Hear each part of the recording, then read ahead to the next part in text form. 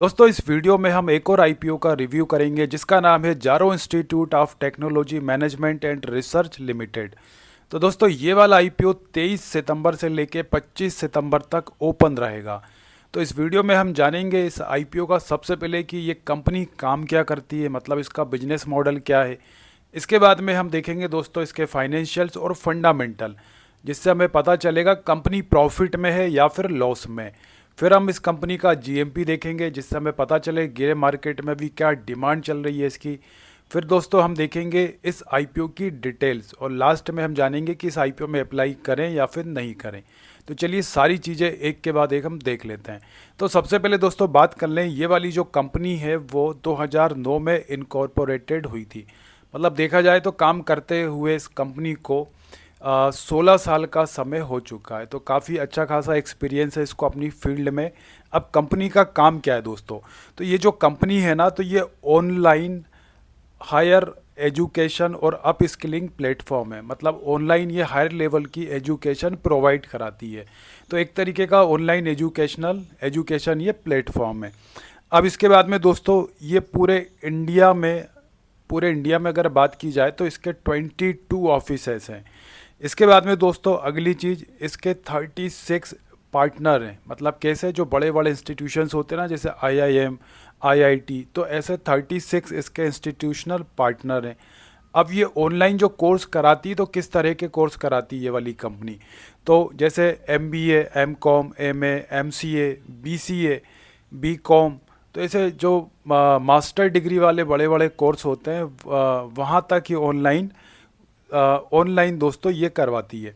अब इसके बाद में अगली चीज़ कि 36 इसकी पार्टनरशिप है इंस्टीट्यूशंस के साथ में।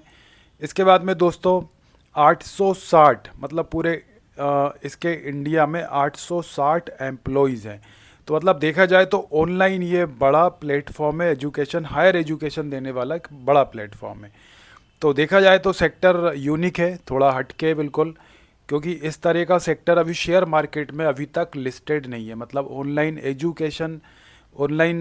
हायर एजुकेशन प्रोवाइड कराने वाली कोई कंपनी शेयर मार्केट में अपना आईपीओ लेकर के आ रही है, तो अभी तक तो इससे पहले कोई ऐसी कंपनी नहीं आई है। तो ये अपने सेक्टर की हम कह सकते हैं कि पहली कंपनी ये होने जा रही है शेयर मार्केट में।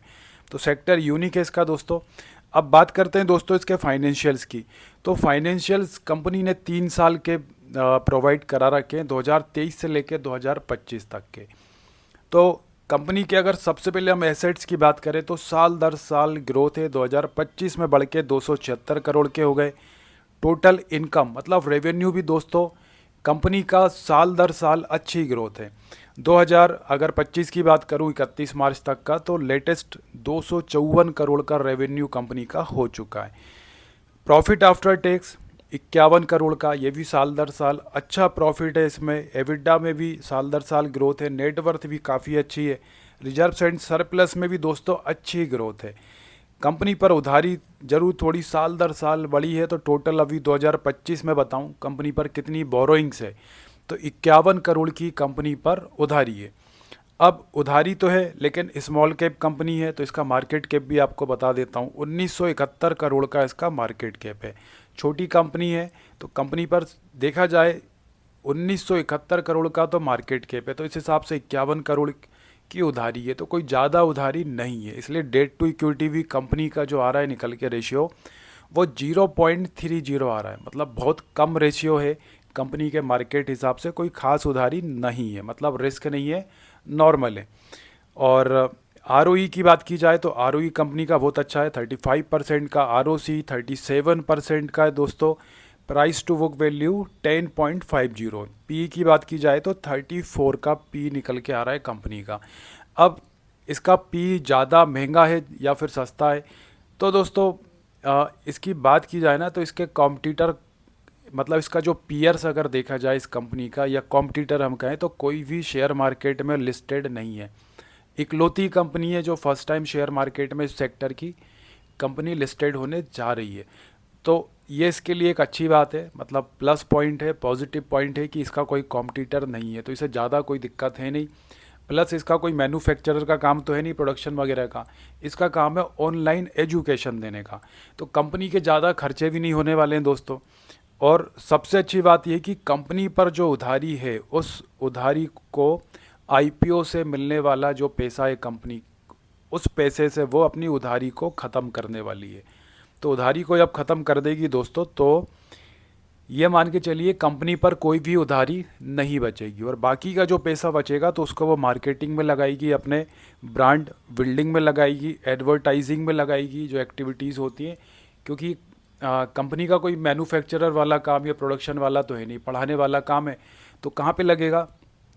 एडवर्टाइजमेंट में लगेगा पैसा, इसके बाद में कुछ ऐप वगैरह पे लगेगा। तो कंपनी का ऐसा कोई खर्चा है नहीं, कंपनी ऑलमोस्ट हम कह सकते हैं कि डेट फ्री हो जाएगी। अभी भी जो है तो वो ना के बराबर है। इसके बाद में दोस्तों अगली चीज़ जो है वो, अगर हम बात करें इसके आईपीओ की डिटेल के बारे में, तो आईपीओ की डिटेल देख लेते हैं जल्दी से दोस्तों। तो आईपीओ की डिटेल 23 से लेके 25 के बीच में ओपन रहेगा। 10 रुपये पर शेयर की फेस वैल्यू है। प्राइस बैंड अगर बात करें तो 846 रुपये से लेके 890 रुपये पर शेयर का प्राइस रखा गया।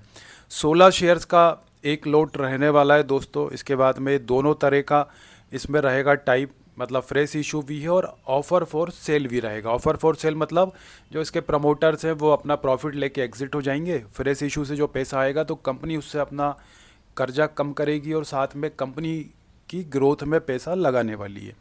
इशू साइज की बात करें, 450 करोड़ का इशू साइज है, मतलब 450 करोड़। 170 रुपये का फ्रेश इशू रहेगा दोस्तों। 280 रुपये ऑफ़र फॉर सेल है। एनएसई बीएसई दोनों में लिस्टेड होगा ये। और इसके बाद में दोस्तों अगर हम इसमें बात की जाए कि इसकी लिस्टिंग डेट की, तो लिस्टिंग डेट दोस्तों रहेगी इसकी 30 सितंबर, मतलब 30 सितंबर के दिन ये शेयर मार्केट में लिस्टेड हो जाएगा। मिनिमम अगर आप रिटेल कैटेगरी से अप्लाई करते हैं तो कितना अमाउंट आपके पास होना चाहिए? 14,240 रुपये का आपको एक लोट अप्लाई करने के लिए मिनिमम अमाउंट चाहिए। प्रमोटर होल्डिंग की बात करें तो अभी 78% की है। आफ्टर मतलब पोस्ट इशू आईपीओ के बाद में प्रमोटर की होल्डिंग रह जाएगी 57%, जो एक अच्छी मतलब होल्डिंग है, क्योंकि 50% से ऊपर अच्छी होल्डिंग मानी जाती है। अब लास्ट में देख लेते हैं जीएमपी। तो दोस्तों जीएमपी की अगर बात की जाए तो इसकी डिमांड क्या है, ग्रे मार्केट में एक आइडिया लग जाएगा कैसा लिस्टिंग गेन हमें दे सकता है। ये 13% का लिस्टिंग गेन है, तो अच्छा लिस्टिंग गेन है, मतलब एक अच्छा हमें लिस्टिंग डे वाले दिन अच्छा लिस्टिंग गेन देखने को मिल सकता है अगर यही रहा तो। वैसे आपको पता होना चाहिए जीएमपी में उतार चढ़ाव होता रहता है, फिक्स नहीं रहती है। अब लास्ट में बात करते हैं दोस्तों इस आईपीओ में हमें अप्लाई करें या फिर नहीं करें। तो सबसे पहले बात करते हैं लिस्टिंग गेन के हिसाब से। तो जीएमपी तो दोस्तों अभी ठीक है और हो सकता है कि आगे बढ़ जाए। एंकर लिस्ट अभी इसकी देखी जाए तो एंकर लिस्ट दोस्तों मतलब काफ़ी सारे नाम हैं। तो एंकर लिस्ट हम कह सकते हैं कि मतलब बहुत बड़े नाम भी नहीं है, बहुत छोटे भी नहीं, तो एंकर लिस्ट भी इसकी ठीक है। अपने सेक्टर की एकदम कह सकते हैं कि मतलब ऐसी कोई कंपनी अभी तक शेयर मार्केट में आई नहीं है। तो QIV का जो सब्सक्रिप्शन है, तो हो सकता है कि हमें ज़्यादा से ज़्यादा इसमें इंटरेस्ट देखने को मिल जाए। तो देखना होगा, अभी 2 दिन और वेट करना होगा। बाकी लिस्टिंग गेन के हिसाब से तो मुझे अच्छी कंपनी लग रही कि लिस्टिंग गेन हमें ठीक ठाक दे सकती है। लॉन्ग टर्म की बात की जाए तो लॉन्ग टर्म में दोस्तों सेक्टर यूनिक है, उसका कोई कॉम्पिटिटर है नहीं। तो फिलहाल देखा जाए तो बहुत लंबे समय तो नहीं, लेकिन देखा जाए तो कुछ सालों के लिए तो मतलब लॉन्ग टर्म के हिसाब से मुझे ये ठीक लग रही है। तो दोस्तों ये थी सारी अपडेट। बाकी अगर वीडियो इन्फॉर्मेटिव लगी तो लाइक करिएगा, और ऐसी और वीडियोस देखने के लिए आप चैनल को सब्सक्राइब कर सकते हैं। चलिए दोस्तों फिर मिलते हैं नई अपडेट के साथ में।